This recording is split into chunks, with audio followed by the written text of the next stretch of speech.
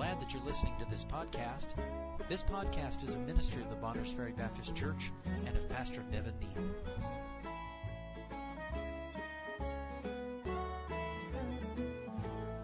We understand that life is filled with choices.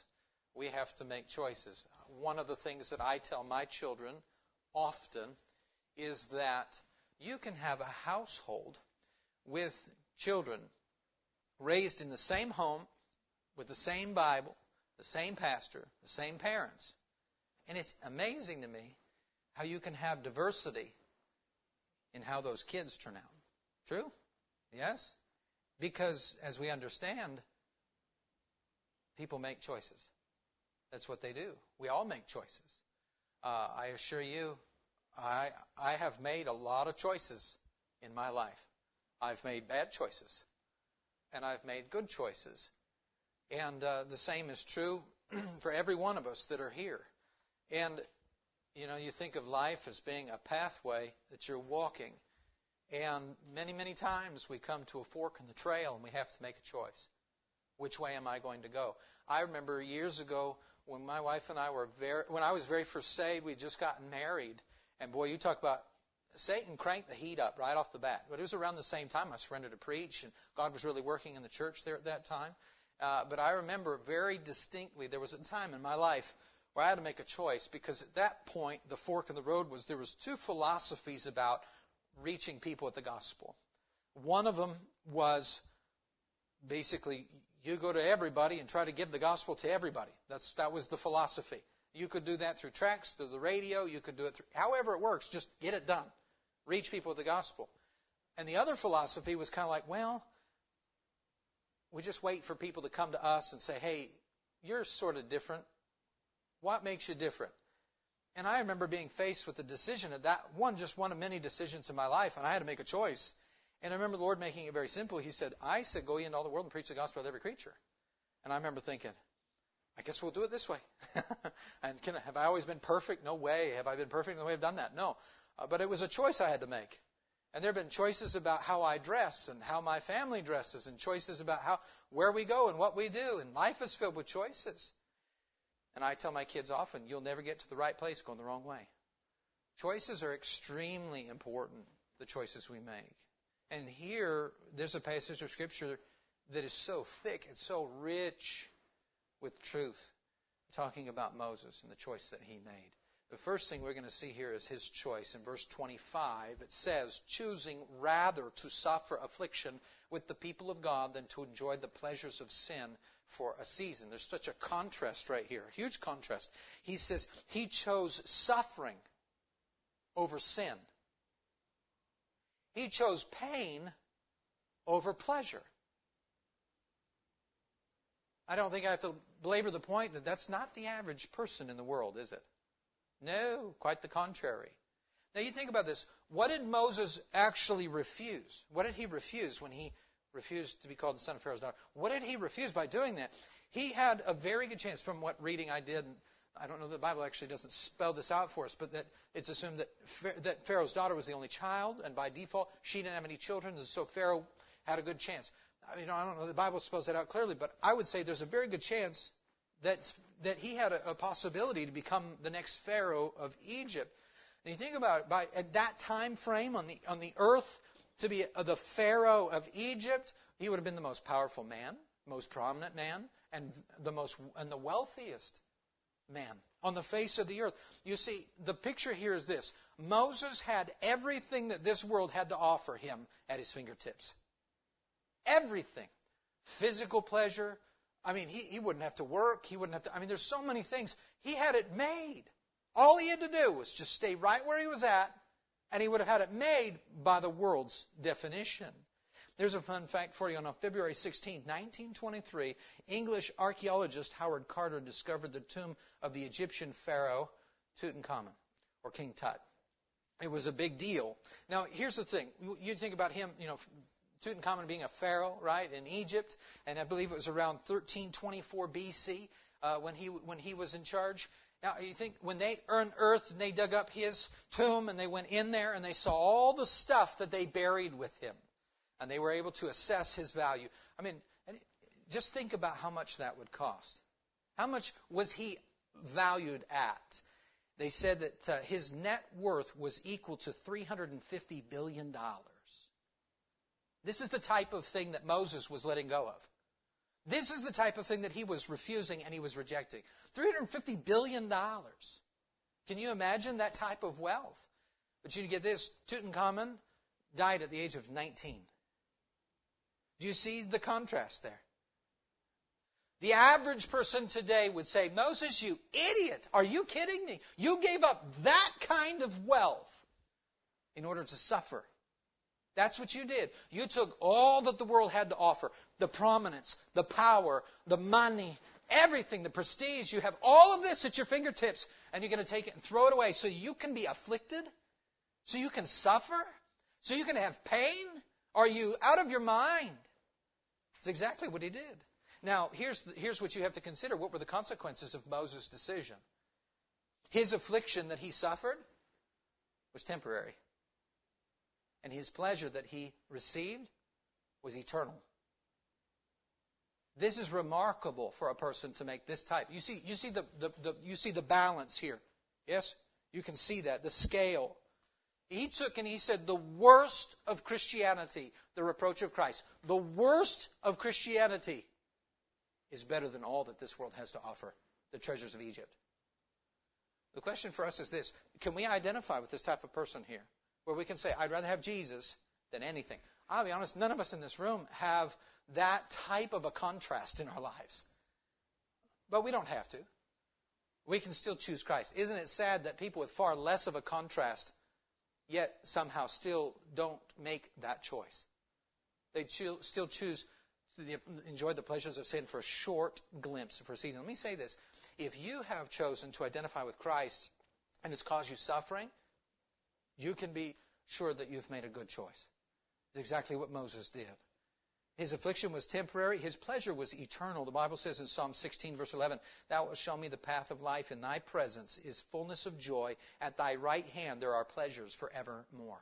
Moses' pleasure lasts. He's still enjoying it right now.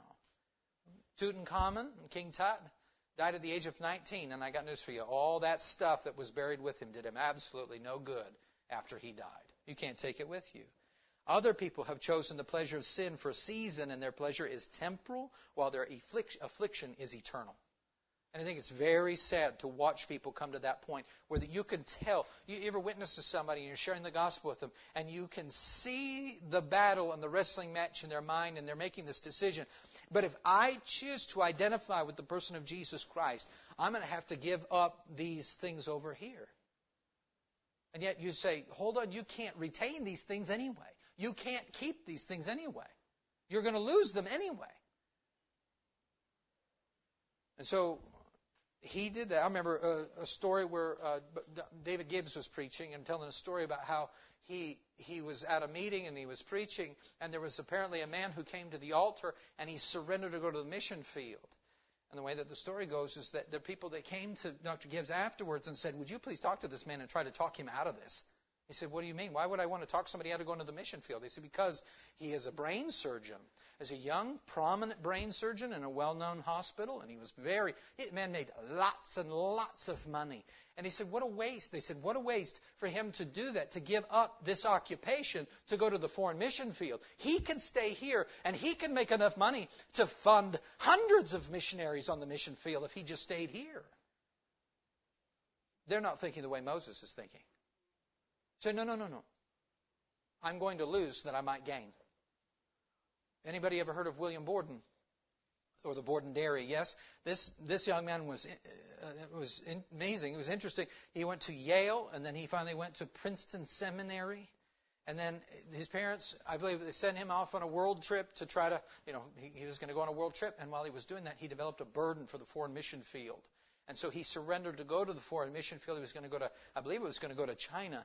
And he forsook the family business of the Borden Dairy Farm that was valued at $1 million. And that was back in 1900.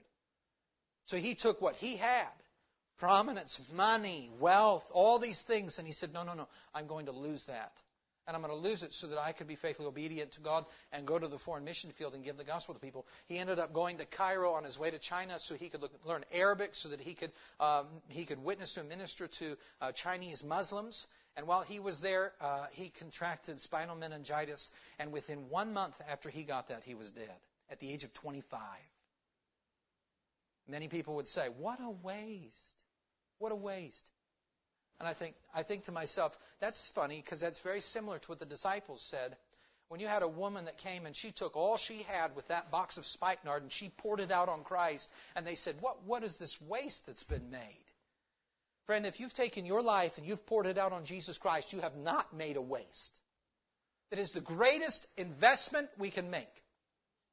And what you're doing when you do that is you're taking what temporal things that you cannot keep, and you are investing them in a person that is well worth it, and you will reap for all of eternity the blessings of making that good choice. So, first of all, his choice, but then it's interesting. Look at verse 24. His identification. It says in verse 24, by faith Moses, when he was come to years, refused to be called the son of Pharaoh's daughter. You see, I love this because, you see, he didn't just choose suffering over sin for the sake of choosing suffering. He wasn't stupid. He didn't just choose pain just because. He didn't sit there and say, I think it'd be a better idea for me to just be in pain and suffer. I think that'd be better. No. He chose pain over pleasure for one simple reason, so that he could be identified with a person, with Christ. His choice was all about who he would be identified with, God or with the world. You see, because Egypt commonly is a type or a picture of the world in the Bible. And it's sad because today many people, they try to blend. And I want to be identified with Christ, but I really want to be accepted and identified with this world. And that's sadly true. Listen to this very carefully. That's sadly what is very true today of what modern Christianity is trying to do.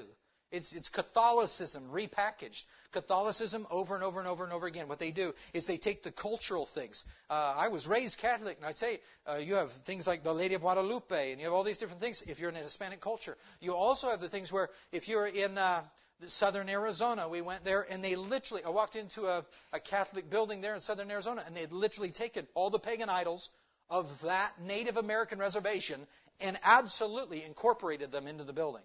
You'd be like, who's that guy? It's because it was some Native American person that they said, well, that's fine. We'll take your gods and our gods and just kind of mush them together and call it all good in order to get people to accept it. Nothing's changed. Same Father. What you have today under the guise of modern Christianity is they say, you know what? You want to be carnal? That's fine. That's fine. We do that too. We'll bring your little carnality in, and we'll bring some Christianity in, mush it together and call it good. There's only one problem with that. It doesn't please God. I'll spew thee out of my mouth. You're lukewarm. What it all stems back to is this. I want to be identified with Christ, but I don't want it to cost me anything. I want it to be free. I want it to be cheap. And that's exactly what it's produced, by the way. Cheap Christianity. Fake, plastic, phony. I got news for you. Shadrach, Meshach, and Abednego knew the price tag that was attached with doing what was right, and they didn't bow. That's what we need. We need the real deal. We need the real thing. We need people that are willing to say, you know what, I don't care what it costs me. I want to be identified with Christ. You know, there are people that are ashamed to give out a gospel tract because people might think that they're weird or different. And if you're one, I just encourage you to work on it. Pray about that. Work on that. Because what can happen is it'd be so easy to become cool, cold, and calloused and sit in the corner while a bunch of people go to hell. The local New Testament church is the vehicle by which God is evangelizing the world. If you and I are not doing it, it's not getting done. It's just that simple. And so Moses' choice came down to this. Who will he be identified with? You imagine this. He knows deep down inside he's a Hebrew. He knows he's a Hebrew. And he knows what the Hebrew people are. These are the slaves. These are the servants. These are the people they put to work. And there had to come a point in his life where he had to make a choice. Am I going to be identified with the people of God or the people of this world? You have to make that pick. Young people, I want you to know that it has to come. There has to come a point in your life where you make a choice. Are you going to try to be identified with this world? Their music, their philosophy, their mentality, their magazines, their books, their movies, their TV shows. Are you going to think like they think? Are you going to live like they live? It's about a choice. Or are you going to come to a place where you say, you know what? I'm going to make a good choice. I'd rather suffer affliction with the people of God. I'm rather to have and receive the retribution of being identified with Jesus Christ here and now, so that I can go on for all of eternity and have pleasure forevermore at His right hand. Or, what's the alternative? The other choice is you can have pleasure here and now, but it's for a season. How long do seasons last? Not very long. I love how honest the Bible is. You'll have pleasure. There is pleasure in sin for a season. I've told my kids, I didn't get saved till I was 23 years of age. How is it that I know it doesn't work? Because I tried it. How is it that I know you'll have pleasure in sin? But friend, it is fleeting, and it does not last very long. And you wake up with consequences that last the rest of your life. For some people, the lost, they go on to an eternity and face the penalty. James 4:4, it says, Ye adulterers and adulteresses, know ye not that the friendship of the world is enmity with God? Whosoever therefore will be a friend of the world is the enemy of God. John 15:19, he said, If ye were of the world would love his own. But because ye are not of the world, but I have chosen you out of the world, therefore the world hateth you. 1 John 2:15, Love not the world, neither the things that are in the world. If any man love the world, then the love of the Father is not in him. For all that is in the world, the lust of the flesh, and the lust of the eyes, and the pride of life, is not of the Father, but is of the world. I remember hearing a very good illustration by Curtis Hudson one time. And he said, can you imagine if you went into a man's office and sitting on his desk was a picture of a woman? And he said to him, who's that woman in that picture? And he said, well, that's my wife, and I love her very much. But you notice at that moment there's a picture of a different woman on the other side of the desk. And you say, who is that? And you say, oh, that's a different woman, and I also love her very, very much as well. Doesn't work that way, does it? You see, because if you love your wife, there is no other. True? Same thing's true right here. If you love the world, the love of the Father is not in you. You can't love both. You have to choose. You can't have two masters. One. And I've told my kids this. I said, sometimes we think, I understand growing up in a home where you hear truth. There's still a point where you've got to make that choice. You still have to choose for yourself. So I started the message. I said, there's young people raised up in the same home. Same Bible, same pastor, same parents, same everything. And you can have such stark differences between kids. Ready for this? Because they're people and they make decisions and they make choices. They decide what they're going to do.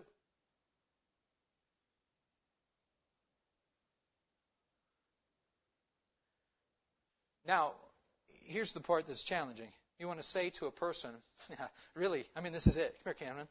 This is where it comes down to. Okay, Camden, I got something for you. So if you go this way, people are going to hate you, despise you, ridicule you, make fun of you.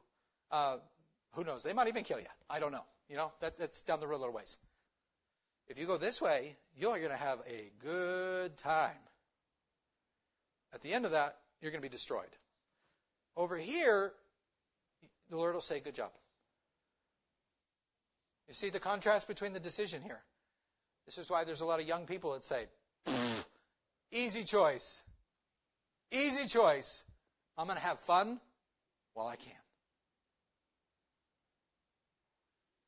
Do you know the only difference that's going to make, do you know the only thing that's going to make any difference for a person making this decision? If you love God. If you love the Lord. You know why? I say, if you love God, if you go this way, He will be pleased with you. And He'll be happy with you. You'll likely hear Him say, well done. If you go this way, He's not going to be happy. He's not going to be pleased with you. You will not hear Him say, well done. That's it. It's really the difference between the two. And you have sometimes people that grow up and they say, you know, I understand very clearly the contrast between my decision making, but my primary focus is on me. I want to do what makes me happy. And I'm not worried about what God thinks about me. Does that make sense? My mind is blown by the number of people. I understand when a lost person says, I could care less about what he thinks. I get that. I understand why a lost person say, I don't care what he thinks. But when you understand, we understand what he did for us when he shed his blood and he suffered. You who talk about somebody who suffered. Who suffered here? When he suffered shame and rebuke and reproof, and he hung on the cross in shame and agony, and he died for you and me. Shouldn't that endear our hearts to say, I don't care what I have to face. You're worth it. And here's what happened. I know this is a very cheap, very poor illustration, but some of you will get it. You imagine if you could go back to what? Let's go back to 1985, and you have the opportunity to buy stock in Microsoft. Yeah, some of you will be like, oh, or how about, what was the other one? It was like Amazon. Remember, there was a time when you could afford, one share. I don't know what they are now, like $1,000, $2,000 a share or something now. But it used to be, you could buy it cheap. You think of it in that regard. You say, listen, what you and I are going to suffer here and now is not that bad. But what we will reap in eternity is wonderful. The decision should be already made up. I'm going to do what's right no matter what it costs me. That's virtue. I'm just going to keep on living for Him and serve Him all the way until the very end. Let me ask you this. Are there things in your life that you are not willing to refuse in order to be identified with Christ? What is it? Is it retribution? You say, I don't want to be identified with Christ because of the price tag. People think I'm weird, or they'll think I'm strange, or what is it? I hope we can all be honest with Him tonight, and I hope we can say, you know what, Lord, if there's anything in my life that I'm not willing to refuse. Look at what Moses did when he said, I refuse. Billions of dollars, prominence, pleasure. He would have had anything he wanted. Anything he wanted, he could have had it. And he said, no, I won't do that. I'm going to refuse that for one solid reason. I want to be identified with God. Consequently, God used him to pen down 1 out of 5 words in the Bible. But it says, but holy men of God spake as they were moved by the Holy Ghost. Holiness. Consecrated. Set apart. What a wonderful thing. The last thing we see here is his motivation. Verse 26. I've kind of already preached this, but verse 26, he said, esteeming the reproach of Christ greater riches than the treasures in Egypt, for he had respect unto the recompense of the reward. You see, I love that word right there. He esteemed it. Esteemed it. He valued it. He regarded it. He regarded the reproach of Christ greater than the treasures of Egypt. There's only one way you and I can do that, and that's if we have an eternal perspective. If we live in a temporal world right now, in a bubble where it's all about right now, of course it would make sense to live for the pleasures of sin for a season. But you and I don't. You and I know that your life is even as a vapor. It appeareth for a little time and then vanisheth away.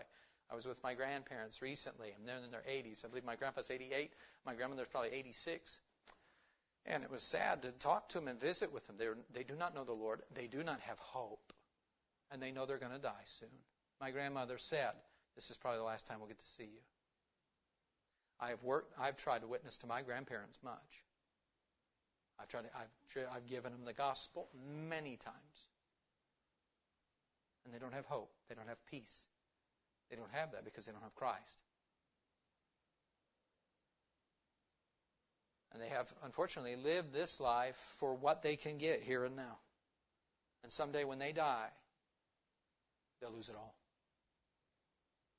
There's a clock ticking, and when that clock runs out, it's all over. But friend, for you and I,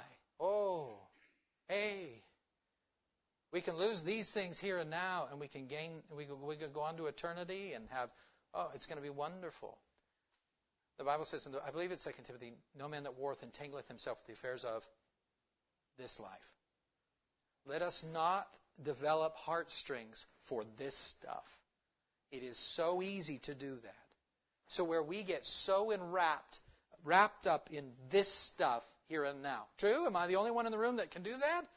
Stuff, things, toys, fun, pleasure, all these things, right? Now, He hath given us all things richly to enjoy, and that's fine. But understand, there's a big difference between enjoying something and being entangled in it. And what can happen is this. You start saying, I'm enjoying these things, and before you know it, you begin to love it. That's exactly what He said. Love not the world, neither the things that are in the world. If any man love the world, then the love of the Father is not in him. We should absolutely have whatever things we have with an open hand. At any moment, He says, do this, do this, do this, and we can do it. And so, but here, His motivation, He esteemed, He valued, He regarded the reproach of Christ greater than the treasures of Egypt. Why? Because He had respect unto the recompense of the reward. You see, He was losing His life so that He might gain. There is only one way for you and I to do this, and that is faith. That's it. You're going to trust an unseen God and with an unseen future, and you're going to rest in the fact that if I lose it here for the cause of Christ and for His sake, I'm going to lose it here and now. I'll gain in eternity. Why would we give the missions? Why would we financially give the missions? I remember Brother Ward when he was a young man, and he had a daughter, Darla, is that right? Darla, and he used to tell stories about her. When she was 7 years old, she died. Was it leukemia? She died of leukemia. And he said, and I'll be honest with you, my 7-year-old daughter died of leukemia. I'd have a hard time with that. And I'm so thankful. Here he is. He's passed away, but faithfully for decades. He pastored and he served the Lord for decades after that. Didn't get bitter or angry with God. That's miraculous. But one of the things he told us as a story was this, that he had gone through that. And I believe he continued to tithe and give to missions and everything else. And they had medical bills, lots of big medical bills. And I believe it was within 1 year, they were able to give X amount of dollars to missions and all of that. But in the end, they paid off all of the medical bills, and they were doing just fine financially. And they got audited by the IRS. Like, that's great. Wouldn't that be wonderful? Your daughter dies, you get all these hospital bills, etc. Oh, and you get audited by the IRS. I tell him, go away, I don't like you. But anyway, he came, and it was wonderful because Brother Ward had the opportunity to witness to this man. He said he's looking at this report, and he's looking at it, and he goes, this doesn't make any sense. This makes no sense. You gave this much to the church, and yet able to pay off all these medical bills in 1 year. That makes no sense. And he explained to him it's because the Lord has been faithful and blessed him and took care of them and met all of their needs, etc. And so the point is just simply, when you lose your life, you might gain. The Lord will take good care of you. Why do we give to missions? Why do we give financially? Why do we sacrifice? Why do we live the way we do? Because we actually have faith that this life is not the one that we're living for, but we're living for the one that comes after this. There is an afterlife. Mark 8:35 says, the Lord said, for whosoever will save his life shall lose it. But whosoever shall lose his life for my sake and the gospel's, the same shall save it. And I believe this. There are many fair weather Christians that say, I will identify with the person of Christ as long as it doesn't cost me anything. What keeps some people from getting baptized is just simply the fact that it's an identifying with the person of Jesus Christ. If you took somebody and said, listen, this is what we want to do. We want to take you and dunk you in a tank of water, but it was not in any way identified with Christianity, they wouldn't have a problem with it. True? But when it is exactly what it symbolizes and what it is, that changes everything. We need not be that way. Let me ask you this. Do you esteem Christ to be greater than all this world has to offer? The true test comes down to, what am I not willing to let him have? Is there anything in my hand? One of the things he said to Moses, what is that in thine hand? And he had a rod. And with that rod, God was able to show himself strong and mighty. Throw it down, become a snake. Pick it up, becomes a rod again. Hold it out over the Red Sea, part of the Red Sea. Was there anything magical about that rod? No. Just God used it. What is it in your hand that you have? What do you have? I'll be honest with you. My hope is that one of my greatest accomplishments is that my children precede me. They go on, they go on, and then they're for the Lord. That's something I have in my hand. I have influence. One of the things I have is time. We had one pastor that while we were on deputation, he said, I want to, he meant it as a compliment, but I was a little bit like, huh? He goes, I want to commend you, Brother King, for going to the field at your age. My age? What are you talking about? I'm not that old. It's true, though, most people, they don't wait till they're 40 to go to the mission field, do they? They usually go like 23 or 24. I don't have a lot of time left. If the Lord gives me another 30 years, that'd be great, right? To be able to serve the Lord down there in Mexico, be wonderful.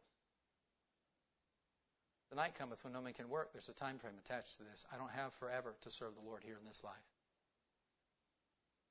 So I have time. I have treasures. What the Lord gives me for finances, am I willing to use those and invest those for the cause of Christ? Am I willing to give to missions? Am I willing to serve? Am I willing to go? What am I willing to do? Is there anything in my life that I'm not willing to give or spend or invest for eternity? Because the stuff here and now won't last. What you and I do with what we've been given for His honor and glory, that's what's going to last. Do you choose temporary suffering over sin? Do you choose pain over sinful pleasure? Are you ashamed to be identified with Christ in this world? I had this thought as I was finishing up and preparing for this. Can you imagine? I don't know that my wife's ashamed of me. I can't imagine that she is. Maybe there are times when she probably should be, right? Based on my behavior. But nonetheless, can you imagine if we're out in public and every time we go out in public that she pretends like she doesn't know me? And she kind of stays back at a distance and avoids me. I'm like, what are you doing? And every time I try to come over next to her, she kind of keeps moving away a little bit further. I'm like, what are you doing? Why are you doing that? She keeps moving away a little bit further. I just don't want anybody to know that we're together. I'm like, are you kidding me? We're married.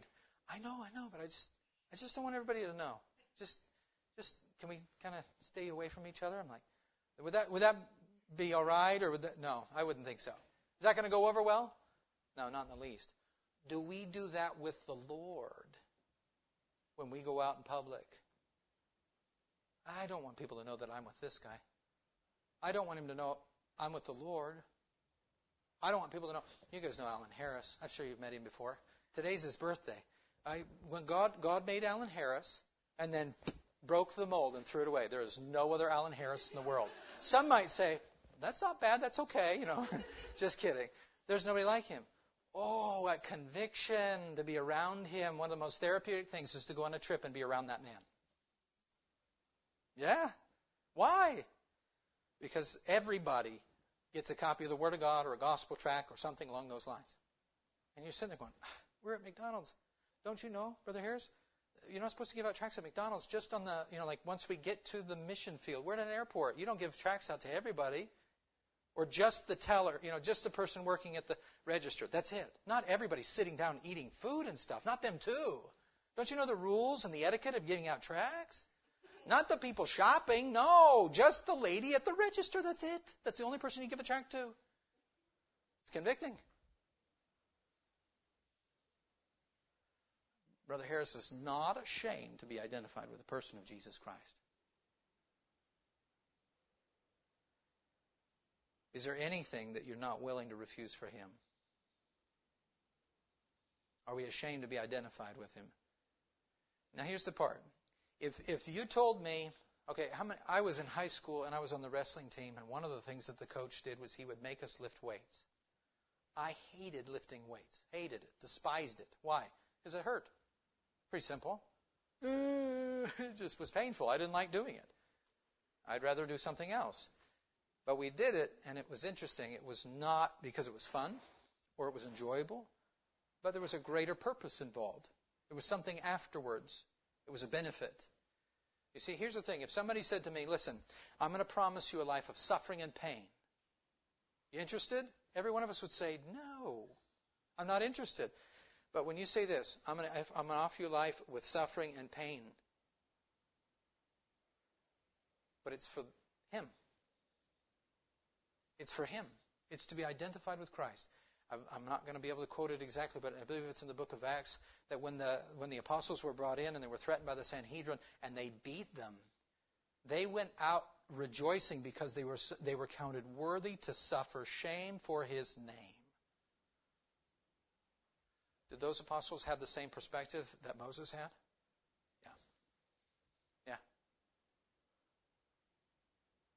I okay with being identified with Christ? Or am I ashamed? Am I willing to suffer pain so that I could please Him in the process? We talked about Paul this morning, another good example of somebody who did this. And tonight we're talking about Moses. And I don't know if anybody here would be blessed or encouraged by a message like this, but I think it's exactly what I need to hear. Because we're getting ready to go to Mexico. And we are not... Somebody asked me this while we were in deputation. How far are you going to be from the beach? Well, if you look at our prayer card right here, you see the country of Mexico. We're exactly in the center, which happens to be nowhere near the beach.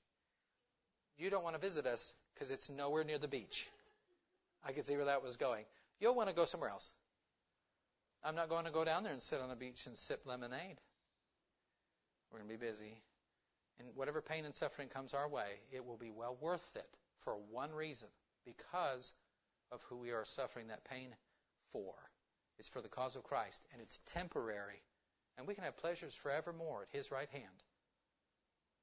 This is cross-bearing time, not crown-wearing time. There will come a time when we can do that. I want to just encourage you, if you've had to suffer anything to be identified with the person of Jesus Christ, good job. Well done. Keep it up. Because someday you'll get to hear Him say it and not me. And won't it mean a whole lot more coming from Him? Absolutely. If you have suffered or lost anything for His cause, that's good.